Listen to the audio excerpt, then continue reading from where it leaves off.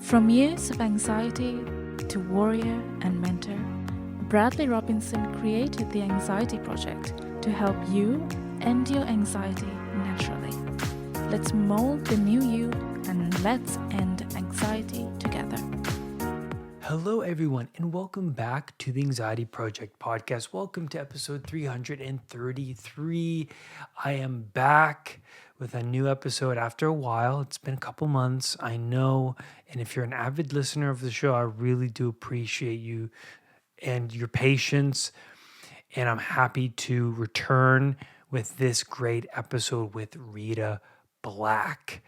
Now, she is a professional hypnotherapist, clinical hypnotherapist with nearly 2 decades of experience using hypnosis. Her specialties are smoking cessation and weight loss. Rita uses a unique blend of hypnosis and cognitive coaching to help her clients make profound life shifts by helping them shed limiting beliefs, patterns, and behaviors. Rita is uniquely qualified in these areas because she once struggled with weight management and smoked a pack and a half a day. So we do talk about that on this episode. We dive into limiting beliefs, how to dismantle them, how to tackle values and break like insane dopaminergic habits that we just can't seem to break. And so I was curious before this interview. I wanted to pick her brain on hypnosis and what she does and how she gets people who are so highly addictive that I can't seem to stop. And I'm one of these people too. Like when I get into something, I just don't see a way where I can stop this thing. So I'm very fascinated in this area. And I think you'll like this episode a lot because it's packed full of useful information that you can use, whether you're smoking, whether you're eating too much sugar or engaging in television or on your phone too much. There's something in here for you, and I can't wait for you to check it out. And thank you, everybody, again for being a supporter of this show. I'm really excited about this one and to see you guys and to be here with you. So thank you, everyone. And here we go. Here's Rita Black. Rita, thank you so much for coming on to the podcast. I greatly appreciate it. Oh, well, I'm really excited to meet you and to be here and talk to your listeners. So tell everybody a bit about yourself, your background, how you got into your particular field, and well, how you became so successful doing this. Right. Well, it's funny. I have to laugh because I was a client before I was a practitioner for sure. I am somebody who struggled greatly with smoking and with weight management. So I was a pack and a half a day smoker for many, many years. My dad was a smoker. I was just like all of my genetics were like lined up for nicotine. And then my mother struggled with weight and I struggled up and down the scale, 40 pounds for many, many years, was bulimic, like had a lot of eating disorder issues.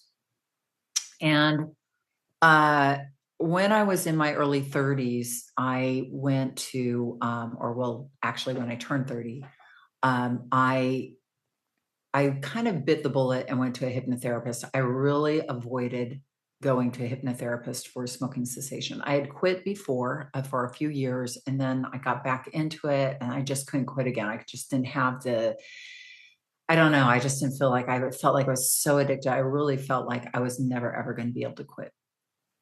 So a friend of mine went to a hypnotist, and when a friend of yours goes and does something and then they're successful and you're like, okay, well, if you did it, then, maybe I can do it. But hypnotherapy back then, because this was a long time ago, I'm 60 and this was, back when I was 30. So 30 years ago, hypnosis was, most hypnotherapists were like these guys who were sort of authoritarian. They had the mustache and the polyester suit, and they were like, you're going to listen to me, and you're going to be like, they had that cheesy sort of vibe. And so I was like, I don't want some cheesy guy having this like power over my brain, you know? So I went with a lot of, but I found this guy in Venice Beach, California, where I live. I'm in Los Angeles. And he was this old British guy, and he was very cool. Like, he was a cool dude. And he was like, all right, let me just tell you how your brain works. And you know, somebody, when you get somebody who just loves what they do, and this guy was like, he had to be 80, you know, he was like, he's not around anymore, unfortunately.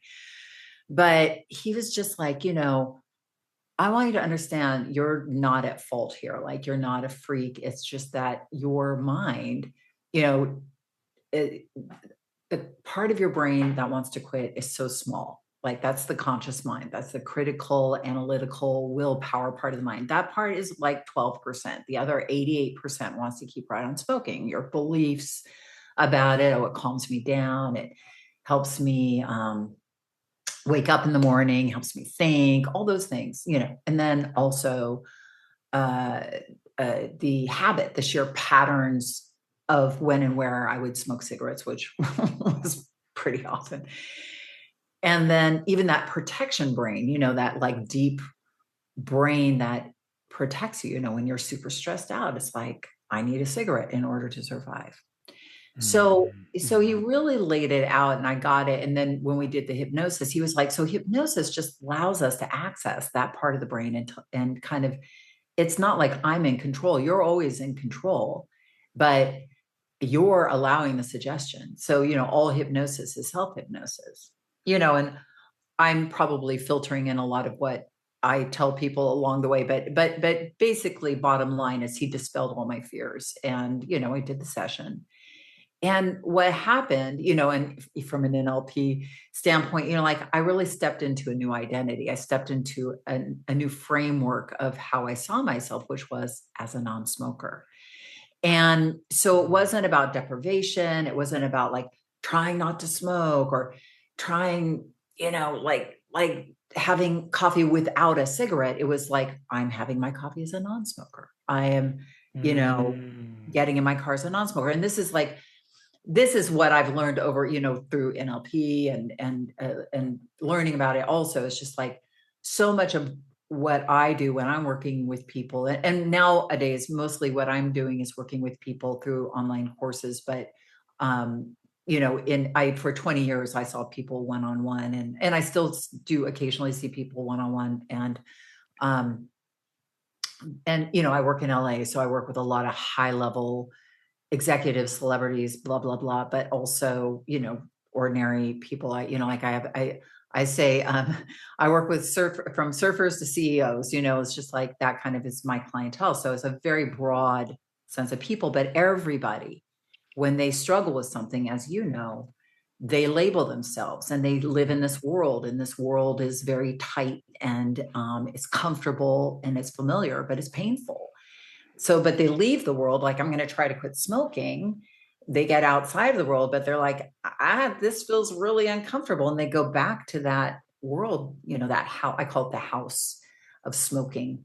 Not because they love it, but because it's what they know, right? Mm-hmm. It's like, you know, abusive, when people are being abused, if they leave the house of abuse and they have nowhere else to go, they will end up back in the house of abuse, right? So that was sort of my entree into hypnosis. I was like, whoa, this is super cool, because I quit with pretty much no challenge. And I kind of left, and I was like, I am done, you know, like, I'm never looking back.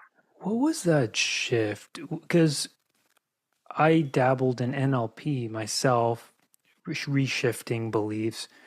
Do you remember that moment? Because you go in with a certain frame that's pillared by, you know, beliefs, that makes up your identity. What was that moment? Like, did you feel a difference after that session?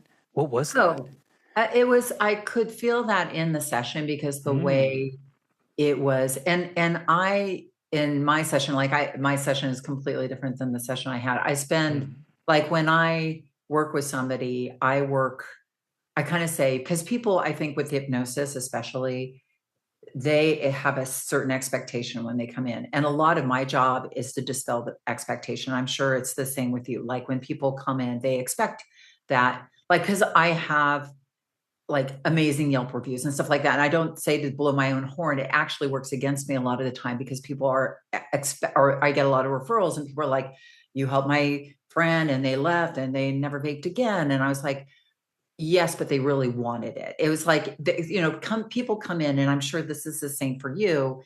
And there's two ways that people come into a session. They'll come like, they'll be sitting back and like, do me, basically, do your magic thing that you do. And then, or I'm all in. I get that I'm using this as a tool. I want this. And I know, what you're doing. So just, tell me what to do, but I'm here with you and we're here together. And so the people who are sitting back and like, do me, I have to spend a lot of time like saying, I am not the magic. You are the magic. Your brain is the magic. I am really just a practitioner, like I'm a facilitator for your wants and desire. And I have turned people away. I've said, you're not ready. You come back when you really can lean forward into this.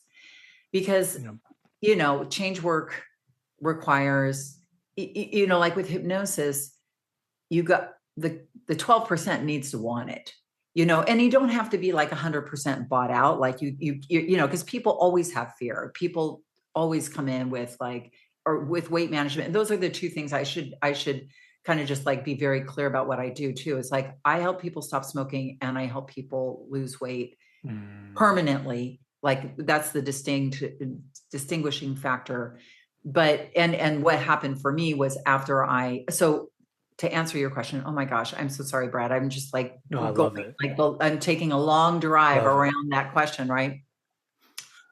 In the session, I felt the shift because it was like I was being guided into that different frame through the hypnosis session, right? So my brain was relaxed, my subconscious was relaxed. I was like, ooh, I'm entering this new world.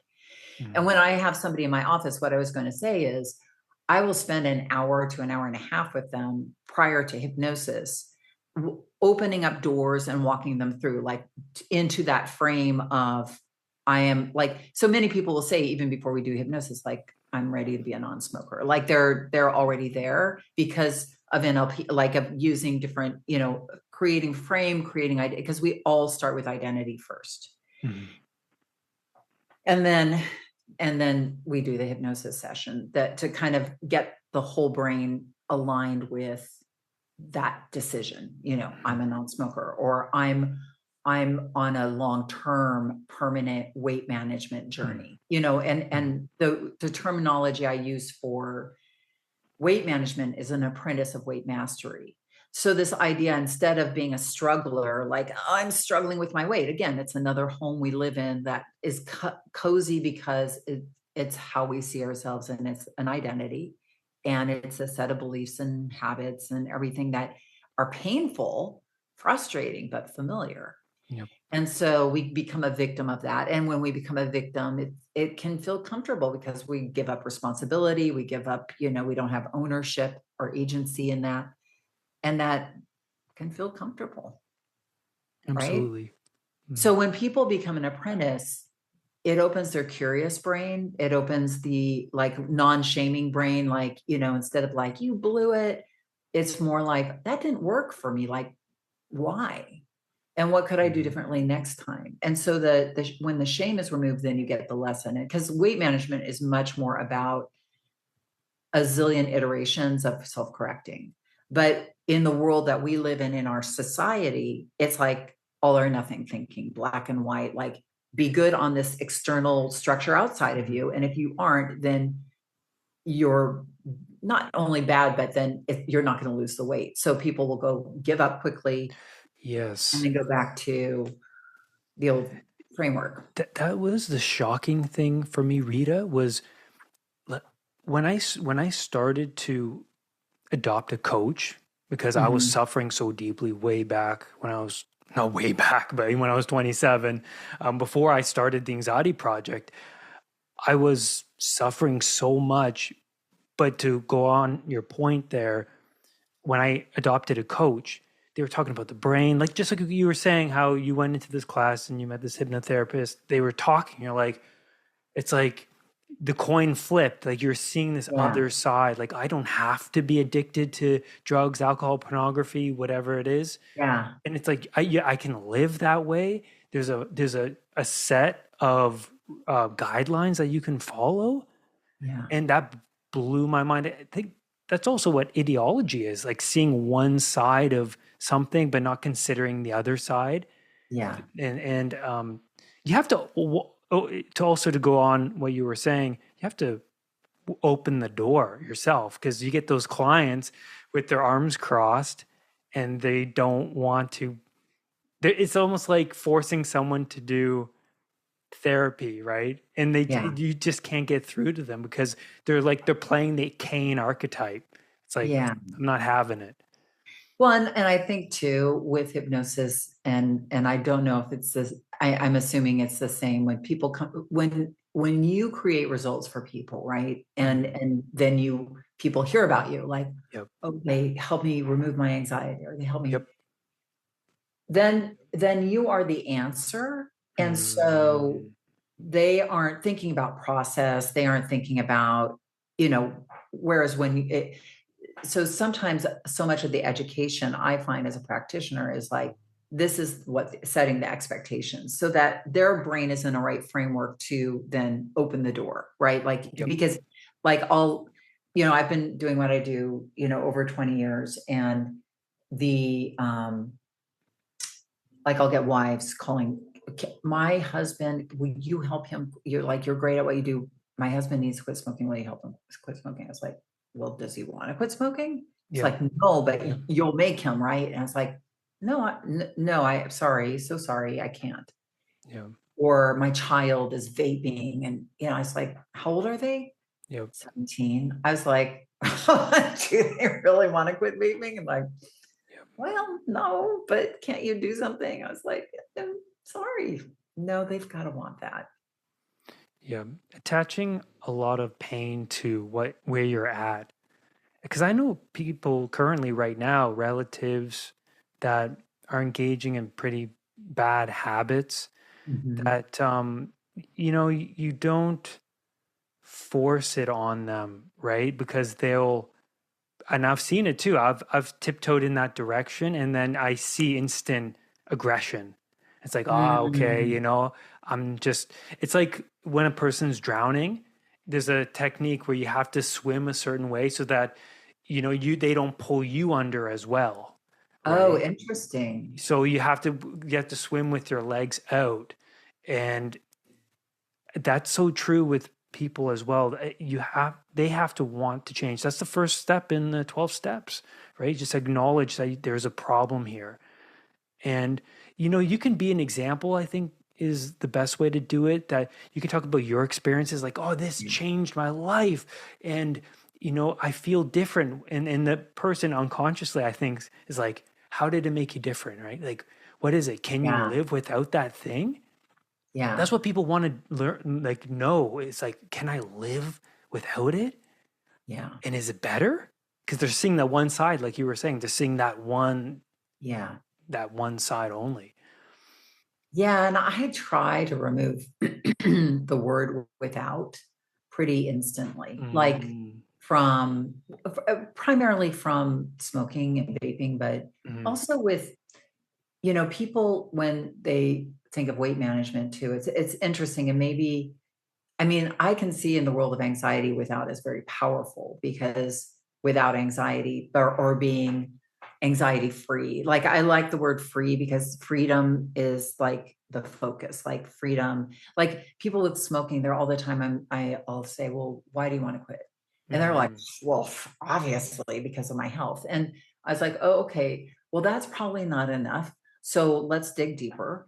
And because the crazy thing about smoking and weight management too, and maybe this is what, and you've probably seen this into with working with people with anxiety, when the pain starts to subside, like when you aren't smoking anymore, you start to feel better. You forget how bad smoking made you feel, and when people start to get relief from anxiety, they often will forget how bad it felt. So they might not focus so much on their recovery, because it's just like the pain pushes until the vision pulls, right? Like, and if you lose that pain before the vision engages you, you know, like people lose momentum. Mm. And the same with weight. Like people are like, oh my God, I feel so overweight and my blood pressure's up and this and that. But as soon as you get 10 pounds off, people often will go, oh, I've lost that momentum, because, you know, they still have 50 pounds or 10 pounds or whatever to go. Mm. But then they start like loosening their grip. And it's like finding that, like, so for me, I'll say to somebody like with the health thing, I'll say that's important, but how controlled do you feel like by it? Because you don't forget your freedom when you like 20 times a day have to go stand outside, you know, interrupt conversations, say, sorry, I'm going to be right back, or sneak away from your kids, or, you know, like, and go hide out in the bathroom to vape. Yep. Or, you know, when you're, you know, overeating, you're like how, like when that part of your brain is like hijacking you at a party to say go home so we can eat, or whatever.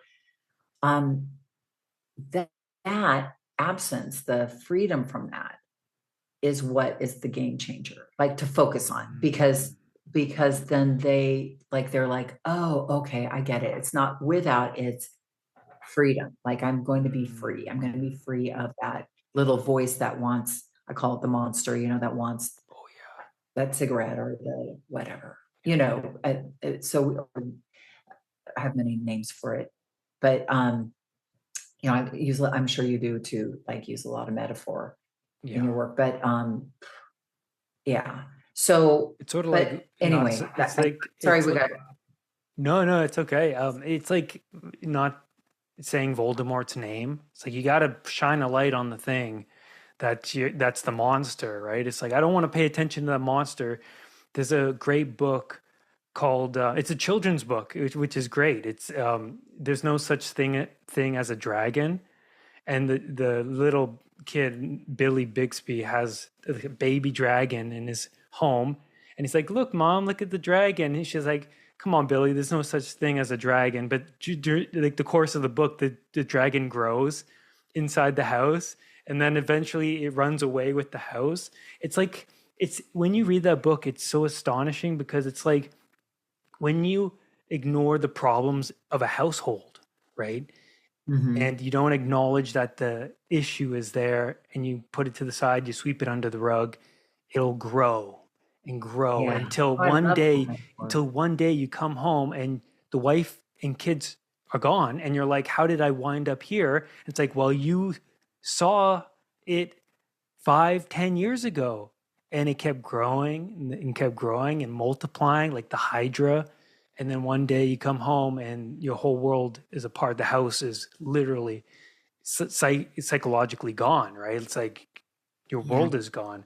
So I love that, Rita. That's like the things are you have to shine a light on those issues, right? Yeah. Or they'll there'll be too much to handle, soon Yes. enough. Oh my gosh, for sure. And then you wind up to be like smoking a pack and a half a day, right? Or you wind up to be very overweight. Oh, right. Or you just wind up, you're now 60 years Yeah. old, which a lot of my clients are, with COPD, emphysema, or overweight and struggling with a lot of issues health wise. And it's like, how did I get up here? I end up here and I'm in the same cyclical cycle that I have been in for decades. How did that happen? You know, it's it's almost like a daydream, and you end up and you wake up and you're like, holy crap. Mm. So because I work with a lot of older people, like people, and I shouldn't say older, I mean, I'm 60. So I mean 55 to not 50, like people in their 40s, but and that's not old, but people who are what you would be surprised, like 70s, 80s for smoking and weight. And you think by that point, people are like, like the damage has been done, like with smoking, or like, why would I worry about my weight? But I have found increasingly in this world of the older people, that in that world, is that, now that you're at this stage in your life, your alignment with yourself is even more critical and important than it was when you're younger. I mean, and now being 60, I understand that fully. Mhm. So it's wonderful to me that people want to change at this age. It's wonderful to me, but there's just even more fear because they now are carrying with them that house, like you say, the dragon is so big and it's like so. But it's crazy that with one flip of the switch where you can say, well, just step into this other house. Here's this other house you can come live in, because Yeah. I work with smokers. I work with constructing their new house of non-smoking, right? And we work on the foundation and the structure. And because smoking is so much structural, like especially smoking, not vaping is like kind of all day long, but smoking is, you smoke 10 a day or 20 a day. And those are usually in the same place in the same time. And those are pillars within a person's day. Mhm. And speaking of anxiety, you know, the dopamine and the agitation response to drive the smoking, most people think they're anxious a lot of times when really they're just feeling the agitation of the expectation that a cigarette should be happening.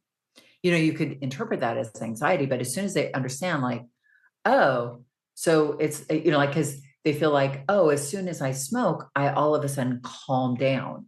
And it's like, no, actually, you're just relieving yourself of the agitation of that expectation. And so it's a perception of relief, but it isn't really Mhm. calming you down. You're calming you down because you go and have an internal conversation. You go stand outside and talk yourself down out of the tree, or do you know what I mean? Yeah, yeah, absolutely.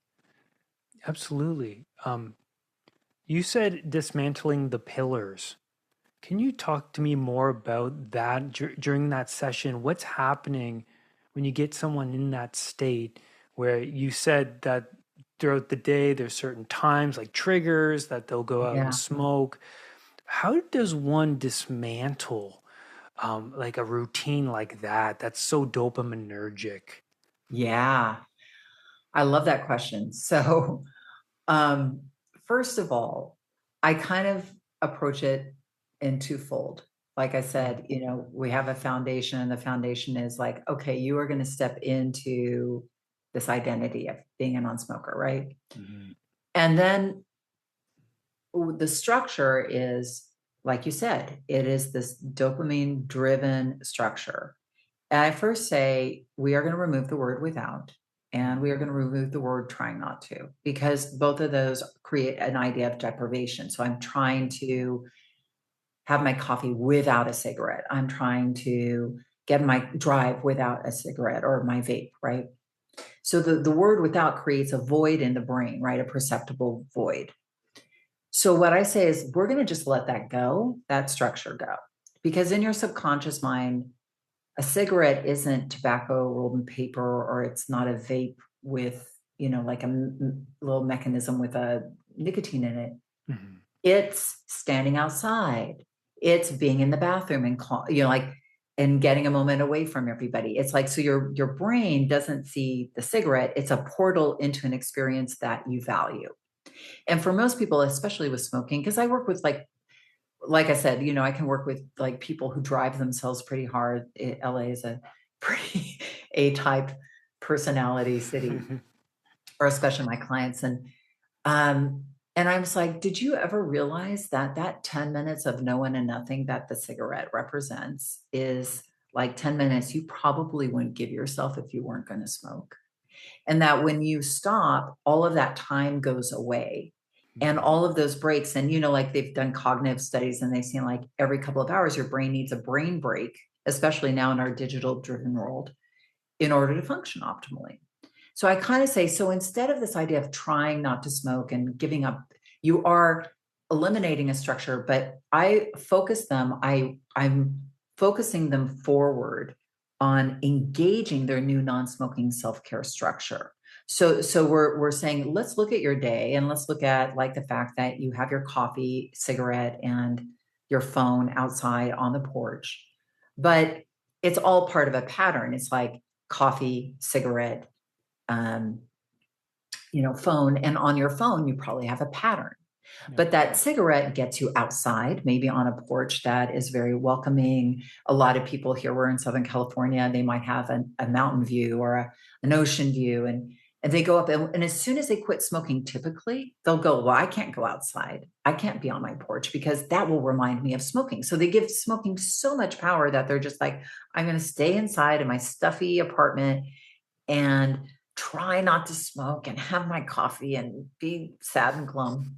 And I'm like, you've got to sit outside and own being a non-smoker, enjoying your beautiful morning routine. I mean, we live in Southern California. I can sit outside in January. Sorry, Brad. A tear to my eye. A whimper. But you can enjoy the beautiful, like right now in LA, August, it's like everything's dead outside. So it's sort of our winter, like everything's brown, right? But anyway, but you can sit outside and have your, I was like, you gotta like, so the idea is like the portal is different, but you still are inviting yourself to, and you really, your brain doesn't see it as a cigarette. You see it as your morning meditation time, basically. You're meditating with your phone and your coffee, but it's like, oh, it's this time I take to, kind of ramp up to my day. Mm-hmm. And so when you reintroduce, reframe those moments as like, these are self-care moments you're actually taking. And yes, they're now tainted with carcinogens and toxins, but you can re-see them as self-care moments. And they may look different now that you're a non-smoker. Maybe instead of going outside to the parking garage in the middle of your day at work, you are going for a walk around the building, or but you're getting the same outcome. The routine, the reward is the same. The cue is different, and the routine is a bit different. But and so for a lot of people, that's a real, like, you literally see them go, oh, like I get it. Like that is so empowering for people because they realize, like, I'm really just trying to take care of myself. This is a self-care problem, not a smoking problem. Mm-hmm. And once I kind of get that, then their brain can get strategic. Then they can start to, because I say, your resource center in your brain, you used to be a non-smoker before you started smoking, and it knew how to be happy, it had to be sad, how to calm yourself down. You had those resources. But the moments nicotine came along, it's let's like all roads lead to that thing instead. So right. When you reintroduce them to this idea, you are perfectly capable of self-care, figuring it out, then it opens them up to, oh, I could go for a walk in the morning, or I could do this. And like, that's really what I'm looking for. And like people who have children, because I work with a lot of sandwich generation where they're taking care of their parents and they're worried about it. And they're literally, I had this woman from Manhattan Beach. She was a vapor, super highly functioning lawyer, woke up in the morning at 5:30 a.m., went and she and her husband both would go out on their balcony, that overlooked the ocean, and vape. And then they would, go take care of the kids, drive them off. And, like this woman's schedule was like so regimented. Like she was taking the kids to their volleyball club and, dropping them off at the fancy, like she was a very high, like, fancy life, fancy, she had to look a particular way. All things were, and when we started really breaking her day down, she started crying. She was just like, oh my God, like my life just totally owns me. And it's not just about vaping. It's about like these like life questions that I like, it gets deep. Like, yeah. And I'm sure that for you, when you start dismantling the anxiety, it's just like, wow, we're all driving ourselves so hard. So when you open them up to like this, you really need self-care here. You still need to take the break. You need to get away from the kids because a lot of parents will have guilt about, but children, I don't know if you have, but children are very stimulating and they're all the time. And, when you work and then you come home and then they're like, I need my mom and, I have all these needs and homework.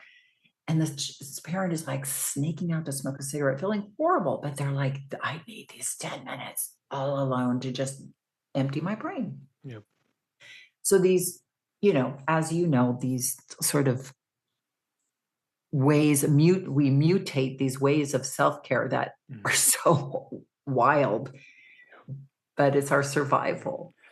And when they understand that, they're like, oh, okay, I'm not an asshole. Oh, sorry, but I'm not a jerk because um because I'm trying to escape my kids. I just like need that time. And when you say it's okay, you do need that time. Yeah. And it's like, oh, okay. And you can see that relief, and then you can see them starting to think, okay, well, maybe I can just take a walk. Maybe I can just do. So when you reintroduce it as from the frame of a new self-care routine, Yeah. it opens up their brain rather than this idea of taking it all away. Mm-hmm.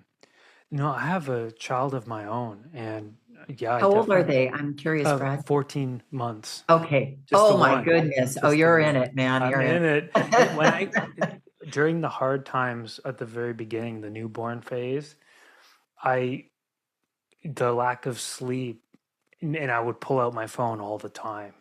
Oh Just yeah. because addiction starts with pain, ends with pain, and to cope with it, we find what's easy, what's quick.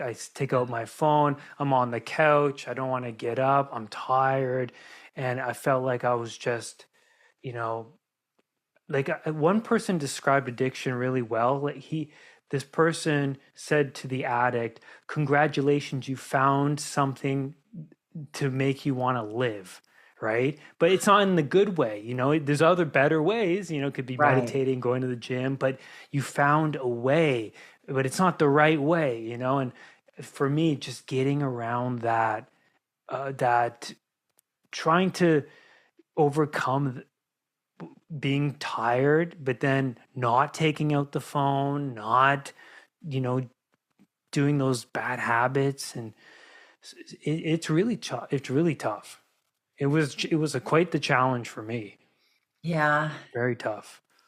I can imagine. Because I noticed that there'd be that voice, Rita, like the F it voice Oh yeah. before it's like, screw it, I'm gonna just do it. And it's Yeah. like it just dominates. If you keep answering to it, it just takes over. Yeah, it gets louder and louder Gets for louder. sure.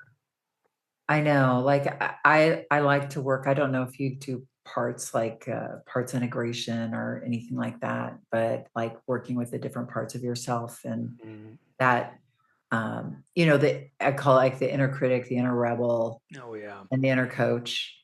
Yep. And yeah, that inner rebel is like, Oh go yeah. for it, man. Trickster. You deserve it. And something there is that, and I don't know that because you're an anxiety person, the decisional anxiety, like when somebody, so I'll talk about trying not to do something versus making the decision to be something, right? Like, because I'll say because people are like, I'll explain the structure, and then they're like, but why? Like, where is craving coming from? Like, what's all that? And then I was like, well, think of the two brains. Like, you have your smoker brain, you have your non-smoker brain, and you're just moving over into the non-smoker brain, creating new neural pathways, creating new patterns. But you're trying not to smoke. So if trying not to smoke to the monster is like try harder, as like if you're a kid and if you asked your mom for money and if she was like wishy-washy with you, she's like, well, I don't know, I'm going to say no. Is that no or try harder to a kid who wants money? You're going to wear your mom down, and every single button to push with your mom. So your little monster, the dopamine monster, who's cunning, smarter than you, knows everything to say to you to get you to get on that phone or to smoke that cigarette. It knows like, they're not that bad. You've already smoked too many cigarettes. The damage is done. Like it will come up with every single thing until it's like the mom's like, here, take the money. Shut up. I don't want to hear you anymore. It's just like, Yeah. okay, I'm just going to smoke. Now, if you ask your mom for money and they're like, hell no, you know what my rules, like, nuh-uh, like, and in your brain is like, oh, that's right, knows the answer. And your mind moves on because it's not an option. So that decisional anxiety, like when you're trying not to smoke, is like, should I smoke? Should I not? Should I smoke? Should I not? I'm trying not to smoke. I'm trying not to smoke. Creates that craving, that agitation. But if you're standing in the world of like, no, man, I'm a non-smoker. I don't know if you've observed other non-smokers, but they're not like standing there with a debate in the back of their brain. They're like, so I find what helps and this goes with eating as well. It's like a lot of people snack at night, and I was like, well, I know.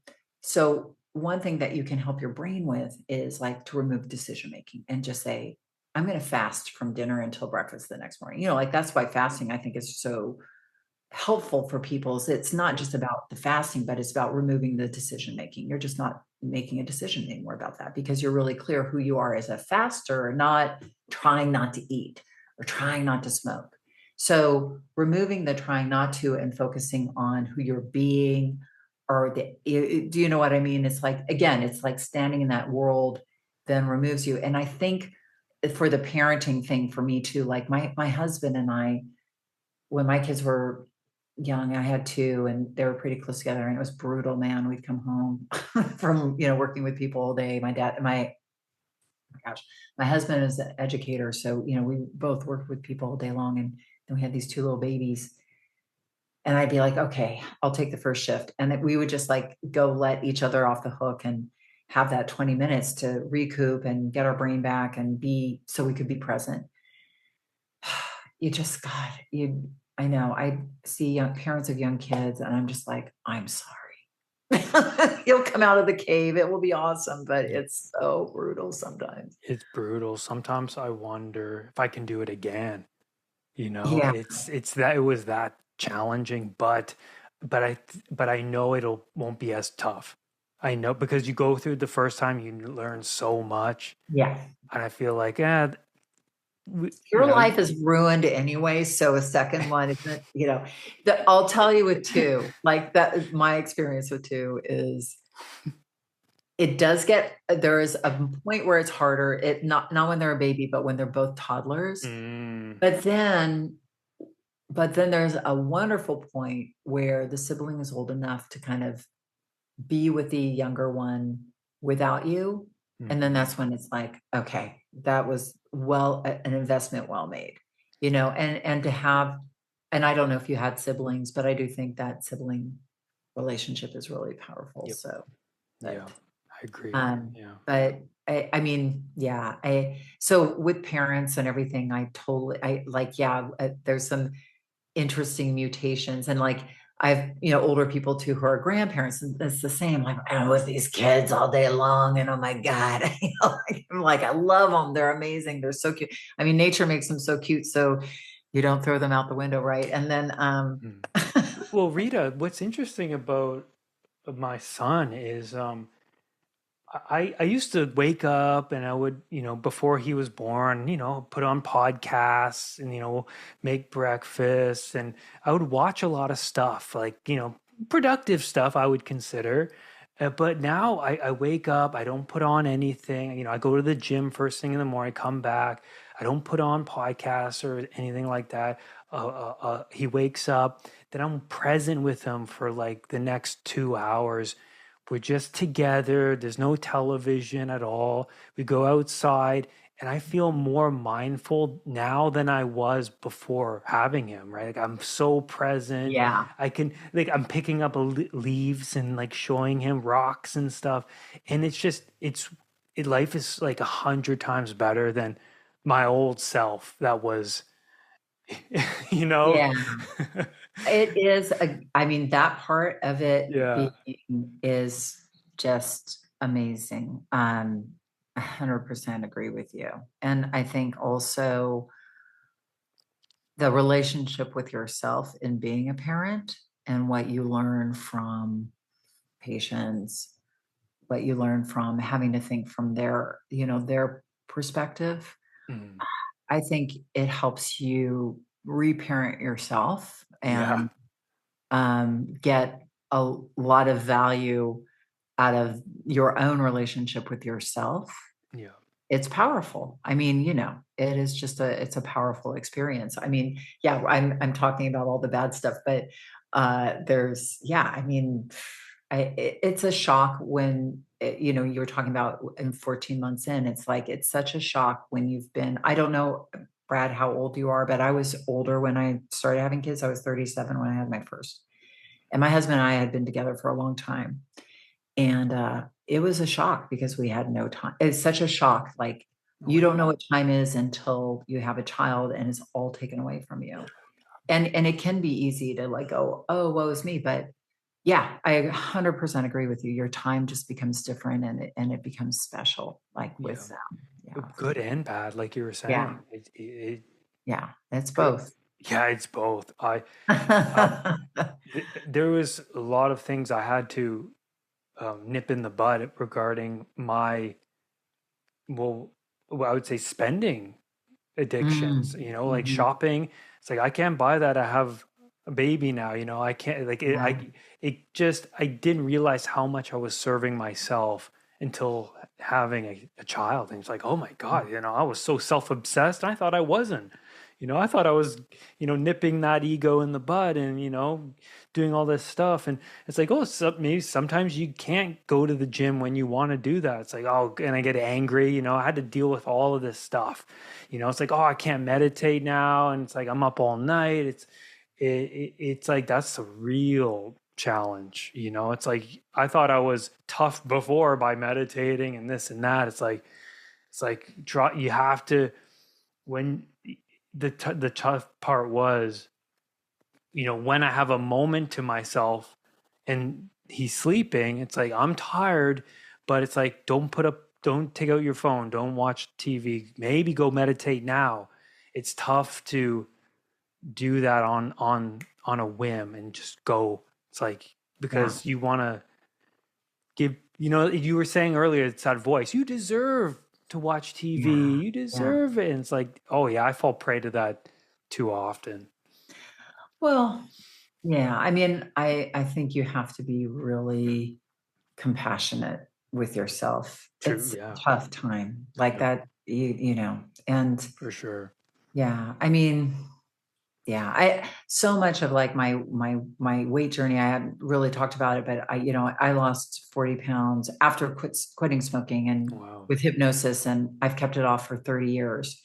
And people are like, how do you do that? Mhm. Like, what are you eating and everything, and I'm like, you know what I do? I forgive myself all the time Mhm. because I feel like the biggest weight struggle thing is the self-recrimination and like, then we give up, like, it's like, you blew it. All right, well, then I'll start over again tomorrow. Mhm. And I'll eat a bunch of food between then and there, Mhm. that was my life. So I think, and I am sure you have the same, that self-compassion reconnects you to yourself and gives your brain back to you Yep. so that you can be, you know, figure it out, Mhm. come up with a new strategy, learn something, whatever it is. And I find parenting is always forgiving yourself because, now my kids are, my 20-year-old son is visiting me this weekend and my daughter's 23. Oh my God, it's weird to say that. And it's a whole other, as they grow and progress, it's like you're always having to forgive yourself because you don't get it right a lot of the time. Yep. Yeah, absolutely. And there's a lot of compare and despair in parenting because you see what you think, your brain will like, well, those kids are well behaved. Like, why are they well behaved? And my kids are like running all over the restaurant. Like, what did I do wrong? Or those kids got into the fancy schools. My kids, like, my kids are both awesome. I mean, they're just like, but there is a lot of that. Yeah, I mean, every step along the way. And that's why I do think it's such an awesome experience. And I'm so grateful to have had the experience of being a parent. It's just like every step Absolutely. along the way. Oh, yeah, absolutely. I am a big fan of visualization. I did a Mhm. lot of it during my recovery, and I still think you have to maintain that um, every day. I do this with my clients where I have a concert pianist. I coach him, and he before his shows, he would take anti-anxiety medication. He would get all nervous, and I told him before each show, we'll do some breathing, and picture how you want the show to go in your head. Mm, You know, a lot of athletes do this. I feel like it's a common thing nowadays. You hear all the yeah. time. It's like picture how you want it to go. Picture yourself in that moment. What do you look like? How do you feel afterwards? You know, leaving the venue, whatever. And he would do that, and he would message me, email me, and say like how well it went, how calm he was. He didn't take the medication. You know, he got into a flow state, all sorts of things like that. And it always shocks me, Rita. And I know that's a big part of NLP, you know, changing the frame, because we don't Future realize. pacing, Mm, future pacing, like with visualization yeah. using. When I work with smokers in the session, we do like just speaking of what you're talking about, which I 100% agree, is doing anchoring in a Mm, good feeling of like when they felt in control in their life, and then having them imagine being in situations where the thought of a cigarette comes up, and then we bring back that anchor, and they're like, and you're saying no, and you're feeling awesome, and it's awesome to be a non-smoker, and just like layering that in. And the same with weight management. Like I have morning meditations that I have people do that are visuals, exactly like with your piano player. I think it's so brilliant to imagine going to bed that night feeling light, feeling like they made the great decisions for the day, feeling like they connected with them, you know, like that they're going to bed having done what they really set out to do for the day. And it's very powerful. And I mean, I don't know. I've been doing this for a long time, and I've been managing my weight for, like I said, 30 years, and I haven't ever stopped. I make these little self hypnosis recordings for myself. You know, every month I change them up, and you know, and I start with gratitude, like what am I grateful for? I'm grateful that this month really went really well, and I connected with my kids, and I, you know, did some fun stuff with my husband, and my gardening went really well, like all my life, and you know, all, you know, I serve my clients, and it just helps put my brain on a daily basis into, because we all wake up in a negative self-speak, and I'm, you know, crazy, you know, our brain is negativity biased, so we have to work against that. And for me, one of my mechanisms of, you know, I wouldn't say it is a survival mechanism, but something that's really worked well for me is just kind of listening to that first thing in the morning, like, you know, flooding my brain with those good vibes and feelings and gratitude helps me. And especially, you know, like with raising kids and stuff, and you don't always have the time to meditate, but this is sort of like a guided meditation that you're just like kind of like, so you don't have to clear your brain exactly, but you're just like listening to something and flooding your brain with. absolutely. It's like you're going into the, if you're fearful of something, you're uneasy about something, you're also encountering the dragon's lair before you even encounter it, before you even show up.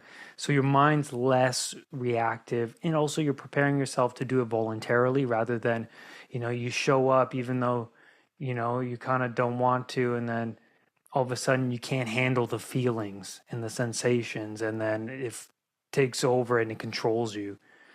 Yeah.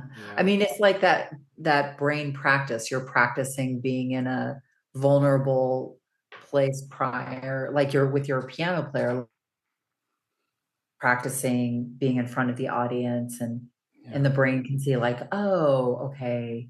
Yeah, I too work with I haven't in a while, but I work with like actors and on and performers or people who want to do keynote speeches and with regards to that audience fear. Mhm. And I worked with this woman, or I didn't work with her. I'll take that back. I tell my clients about this woman. This is such a great thing for performance.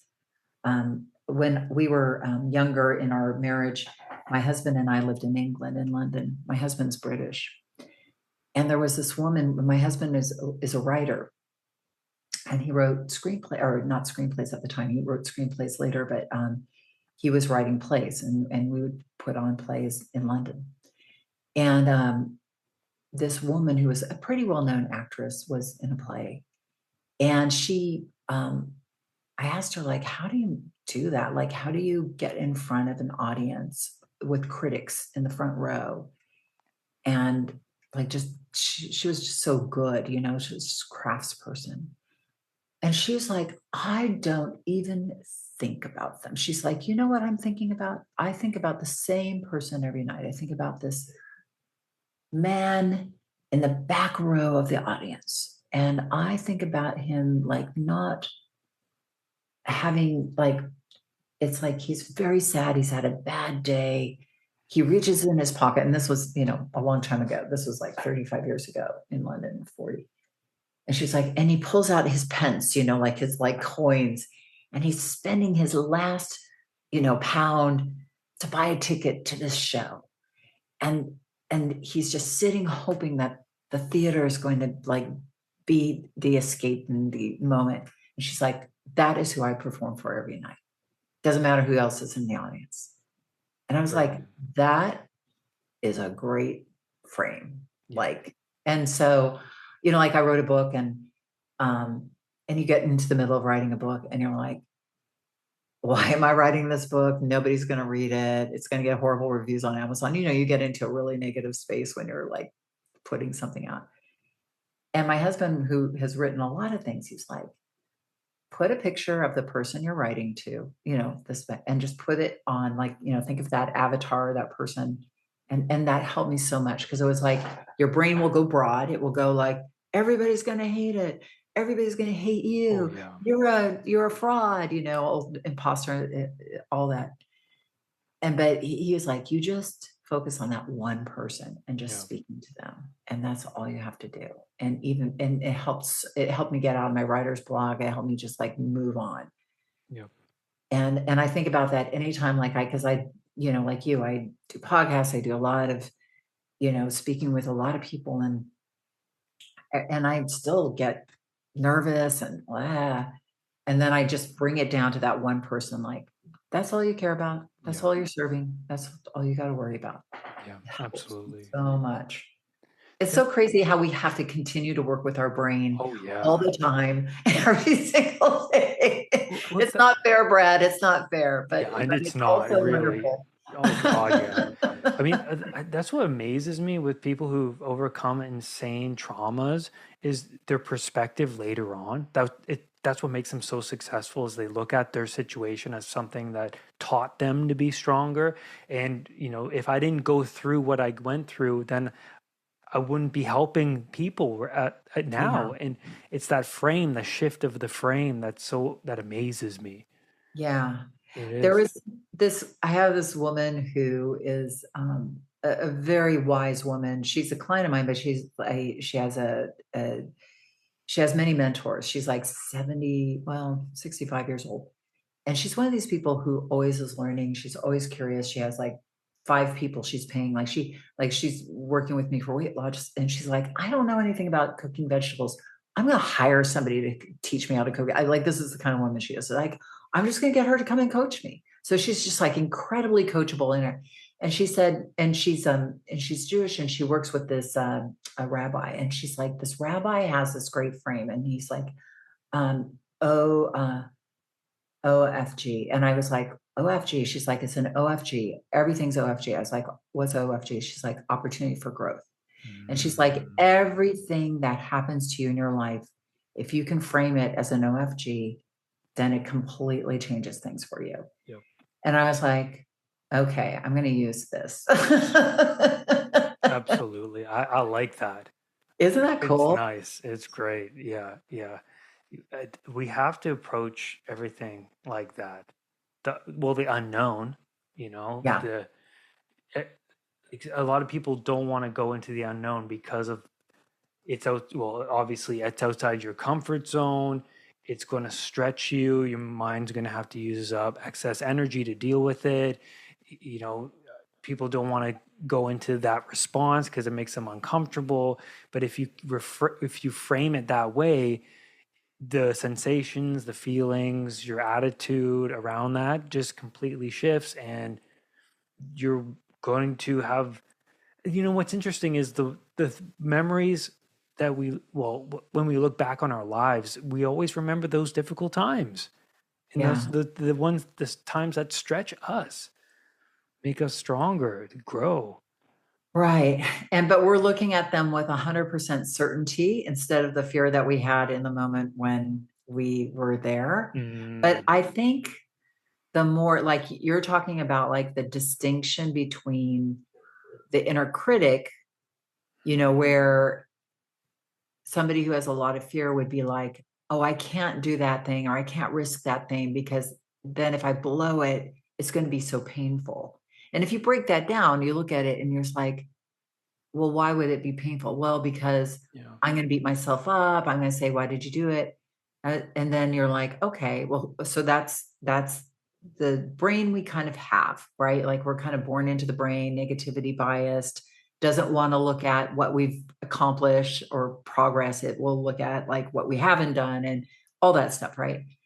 But then we have that OFG brain, right? The inner coach, the part of us that's like, you go for that. You can do that. We're going to do that. And it doesn't matter if you fail. It's just that you did that, right? And it's like getting in the habit of going, and having these little anchors that pull you into that brain versus the other brain, because it's so easy to go into that other brain, but to keep yourself like getting in. And I find that the more people get in the habit of it, the more fearless they become, right? Like that's where the true fearlessness comes in. Yep. And I agree. Yeah, like using vision work like you do, and really reframing things. I mean, we could go on for hours about this, but it's just like so exciting to be able to work in that way and just make, it's like the great thing about people is like once they get it and they get that tweak, they can fly. But they just need that little nudge because they can't see from their frame that they're standing in. They just can't see it. Yeah, absolutely. Well, Rita, I can talk to you for another hour. I know. But you have a child. I know. Yes. That's the situation. No, I have really enjoyed our time together. Oh, yeah, likewise. It just, I could feel myself just fully relax. I mean, no wonder you're so good at what you do, because I can just feel myself like kind of just naturally be myself and not have to use excess brain power, I suppose. You have a great energy and presence, and you're awesome. Oh, well, thank you. Likewise, Mutual Admiration Society. Yeah. Awesome. Well, and I think it's really thrilling what you do. My daughter is 23. She's a psychology major. She's kind of heading out into the world trying to decide what she wants to do. And I said, and she suffers from OCD, and she also has misophonia, which is I don't know if you know, it's like a neurological disorder for the like loud sounds, but it's often OCD based. And I was like, but she listens to a lot of anxiety podcasts. I was like, I'm going on the anxiety project. She's like, oh, Mom. Really? So you rate with a 23-year-old. So yeah, but she's very thrilled about, like, she gets so much help from podcasts around anxiety. So thank you. Awesome. Thank you. It hurts her. It helps her. And so, yeah, thank you for doing what you do, because there's so many people, we're in this world, this digital world. Yeah. The help we can get. It feels like it's just getting worse. Yes. As time goes on, the anxiety. And I have seen, because I am, I don't know when you started practicing, but I started practicing in like the late, I want to say 1900s. It feels so like long ago, but when the smartphone came out, like, so in 2007, when the iPhone came out, like I noticed from like 2005 when people, kind of, had anxiety and were distracted. But the difference between like 2007 and 2012, then 2012 and 2018, and then the pandemic, and oh my gosh, it's just been a progressive downward curve with anxiety, addiction, just distracted. Everybody thinks they have ADHD, because just our brains are just not built for this.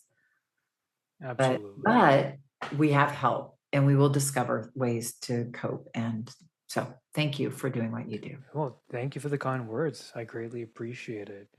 And right back at you. It's just we need all the resources that we can get in this age. Like you're saying, it's a catastrophe, especially now, with the streaming services and the convenience of convenience, everything being delivered to you just at the tap of a button. It's Mhm. very strange. And I feel personally that the more I become primitive, the more I stay back, Mhm. and the more I run further from culture, the better I feel. I know breath work is a huge thing that's come back in full force. Like all sorts of things like grounding and primitive low carb diets, and these things are on in cold plunges, cold exposure, all of these Yeah. things. It's so funny. It's like uh, and no FAP as well, something that I talk about. No masturbation, no pornography. A lot of men are doing that these days, which is so. It feels like the more you just separate yourself from all of that, the better you feel. And from my experience, that's absolutely true. So interesting. Yep. And if I'm not sure, but if any of your listeners are interested, like if they're struggling with smoking or weight management, I do have, and I can give you the links to Yes, please. free, like, I have a master class for weight, like breaking through subconscious weight barriers. It's got hypnosis, and I've got a smoking vaping one as well. So I'll send you the links Yeah. if they're interested. Where can people find you? Well, they can find me in two places. One, I have a podcast, the Thin Thinking Podcast, so it's mindset around weight management. I my weight website is www.shiftweightmastery.com, and I'll send you the link. And then my smoking cessation is www.smokefree123.com. And both of those are all of my processes are online courses now, like transformational courses that people can access from anywhere. So I'll send those over to you, and I'll send you the links to the free master classes. And I just appreciate your time. It was really great to speak with you. Likewise, Rita. Thank you so much. Thanks everyone for listening to today's episode. Make sure to go to unpluganxiety.com and check out my anxiety recovery program. Everything that worked for me, I include in this program, including a releasing trauma exercise, meditations, a journal where you can plan and face the fears that you're not realizing that are hidden within the unconscious mind. Everything that you do in this program is unraveling the unconscious and all of the underlying fears and limiting beliefs that are holding you back from reaching your truer self. Go check that out. What are you waiting for?